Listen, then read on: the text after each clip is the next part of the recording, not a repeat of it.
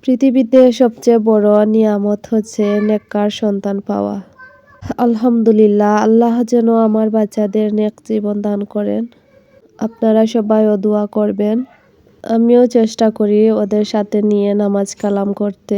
আলহামদুলিল্লাহ, ওরাও অনেক এনজয় করে। আপনাদের ঘরেও যদি এরকম বাচ্চা থাকে তাহলে চেষ্টা করবেন ওদের নিয়ে এভাবে নামাজ কালাম করতে, তাহলে বাচ্চারাও শিখবে। তো আজকে ইফতারে রান্নায় চলে গেলাম।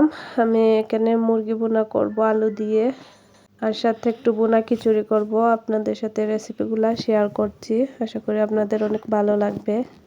তো এখানে পরিমাণ মতো তেল দিয়ে 3 টেবিল চামচ পেঁয়াজ দিয়েছি, আর আধা টেবিল চামচ আদা রসুন দিয়েছি, সাথে কয়েকটা গোটা মশলাও দিয়ে দিলাম।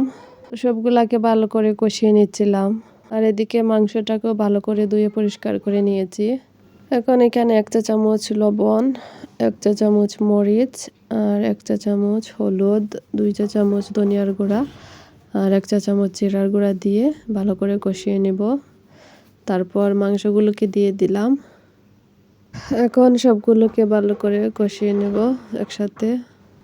এইভাবে কষাতে থাকলে দেখবেন মাংস থেকে পানি বের হয়ে আসে। এই পানিটা শুকানোর পর আমি এখানে পরিমাণ মতো পানি দিয়ে দিব। তো মাংসের পানিটাও বের হয়ে শুকিয়ে গেছে। এখন পরিমাণ মতো পানি দিয়ে ঢেকে দেব এটা সিদ্ধ হওয়ার জন্য। তো সিদ্ধ হওয়ার জন্য 15 মিনিটের মতো লেগেছে। তারপর আমি এখানে আলু দিয়ে আরও 10 মিনিটের মতো রান্না করে নামিয়ে ফেলবো। আজকের এই ইফতারটা অনেক কান্না করে করে রান্না করছিলাম, কারণ আমার নানা জুমা পরে মারা গিয়েছিলেন। খবরটা শুনেই আমি অনেক কান্নায় ভেঙে পড়েছিলাম। কিছুই রান্না করা ছিল না, তাই শুধুই মুরগি ভুনা আর খিচুড়ি করেছিলাম।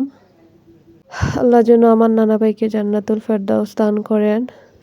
নানা ভাই আমাদের অনেক আদর করতেন, এটা আসলে বলে বোঝানো কাউকে সম্ভব নয়। যারা নানা নানির আদর পেয়েছে তারাই শুধু বুঝবে। আল্লাহর কাছে হাজার হাজার লাখো লাখো শুকরিয়া। রমজান মাসে জুম্মা পরে আমার নানা ভাই মারা গিয়েছিলেন। আমার নানা ভাই নিঃসন্দেহে অনেক আমলদার, অনেক ভালো একজন সৎ মানুষ ছিলেন। আমাদের জীবনেও কোনোদিন দেখি নাই নানা ভাইয়ের কোনো খারাপ দিক। ওনাকে সবাই অনেক ভালোবাসতেন। এত মায়া আর দোয়া আসলে এখন আর পাবো না আমরা। এইটুকু ভেবে অনেক কষ্ট লাগে। এগুলো আসলে কোটি টাকা দিয়েও পাওয়া সম্ভব না দুনিয়াতে। আল্লাহ যেন আমার নানা ভাইকে আল্লাহর মায়ার ছায়ার নিচে রাখেন, এই দোয়াই করি। আপনারা সবাই অনেক দোয়া করবেন আমার নানা নানির জন্য। আল্লাহ রাব্বুল আলামিন যেন আমাদেরকেও এমন পবিত্র দিনে আল্লাহর কাছে নিয়ে যান, আর আমল আর ইমানের সাথে যেন মৃত্যুবরণ করতে পারি, এটাই শুধু চাই। তো মানুষ মরলে কি হয়, খাওয়া তো ঠিকই লাগে। তো আমি রান্না করছিলাম আমাদের ইফতারের জন্য, কারণ ইফতারে তো কিছু খেতে হবে। আমার হাজবেন্ড আর বাচ্চা কাচ্চাও রয়েছে, তাই আমি তাড়াহুড়ো করে রান্না করছিলাম। আজকে আর বেশি কিছু বানাই নাই, শুধু খিচুড়ি ভুনা আর মুরগির মাংসটাই রান্না করেছিলাম।